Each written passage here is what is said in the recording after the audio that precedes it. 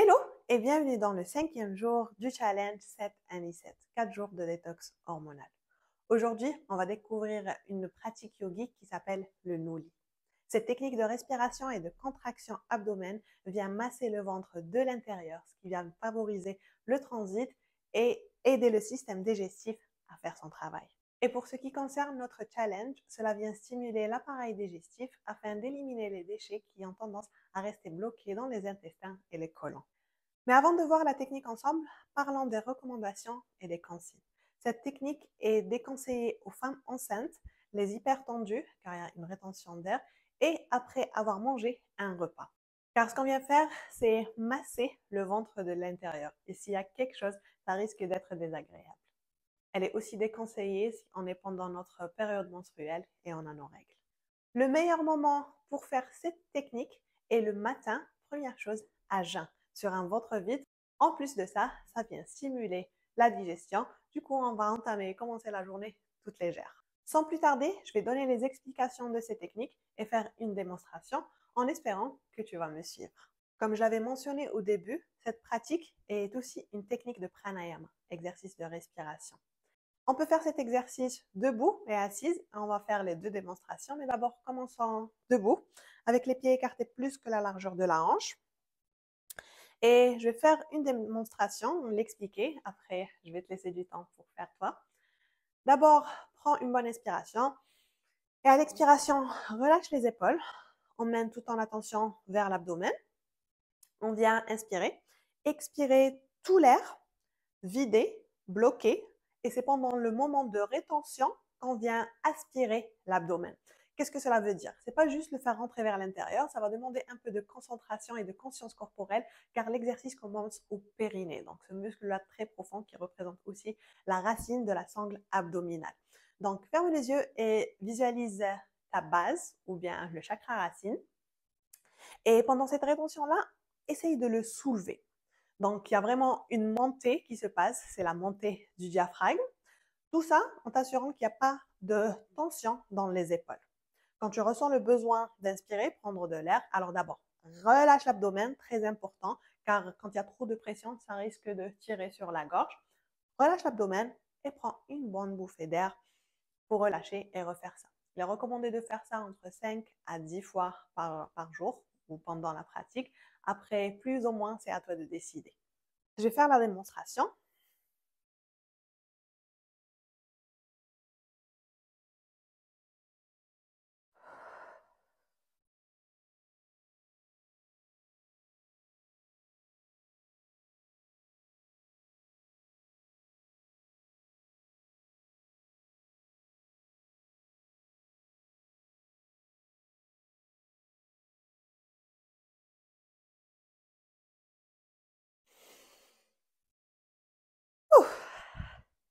On comprend de suite pourquoi c'est une technique de pranayama, car on ressent vraiment les effets de l'oxygène. En plus de stimuler le système digestif, ça vient aussi stimuler le système nerveux. Du coup, on ressent de suite une montée d'énergie. C'est tout à fait normal, tant qu'il n'y a pas de pression ou la tête qui tourne, alors tu peux continuer à faire. Si tu as des fourmillements, la tête qui tourne ou peut-être une tension au niveau de la tête, alors ralentis, reprends quelques respirations profondes, une respiration abdominale où tu viens inspirer, gonfler, expirer vers l'intérieur. Et quand tu ressens l'envie ou le besoin de refaire ça, à toi de le faire. Pour la deuxième méthode, on va rester debout, sauf qu'on va s'incliner vers l'avant, ce qui va nous permettre d'arrondir le dos et avoir une meilleure contraction peut-être, ou du moins plus de sensation au niveau de l'abdomen. Démonstration.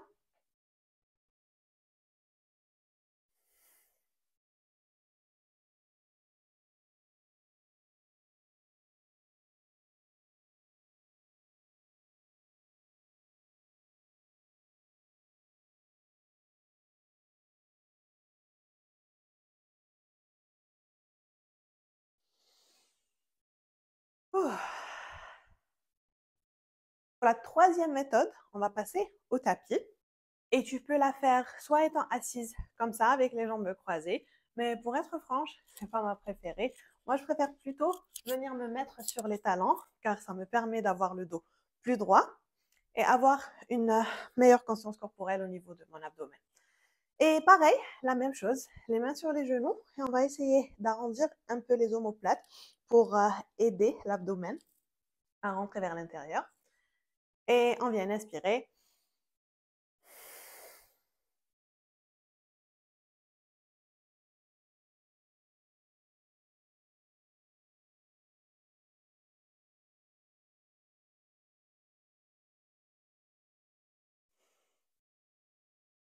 Et relâcher. On essaye une dernière fois avec les jambes croisées. Donc pareil, les mains sur les genoux, une inspiration profonde, une expiration.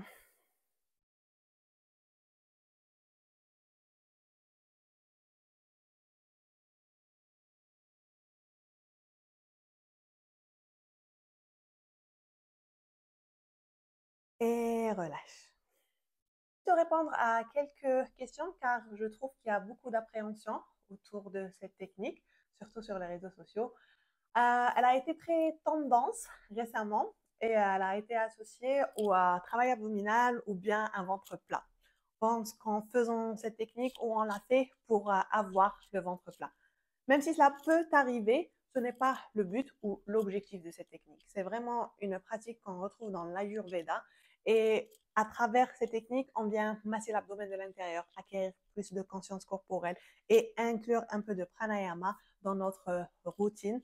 Une autre question qui revient souvent, combien de temps doit-on rester en rétention? Ben, cela dépend de toi. Combien de temps tu peux retenir l'air, te retenir avant de ressentir le besoin d'inspirer. Comme toujours, c'est ton corps, ta pratique, ta responsabilité. C'est à toi d'écouter ce corps.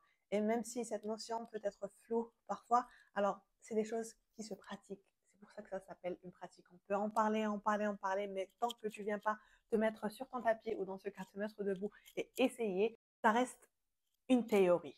Donc le but est de comprendre, essayer, intégrer et en tirer ta propre expérience. Garder ce qui te reste et passer à autre chose si ce n'est pas le cas. Sur ce, moi je vais te souhaiter une bonne journée ou fin de journée. Toi, continue à être la merveilleuse personne que tu es. On se voit très bientôt. D'ici là, take care.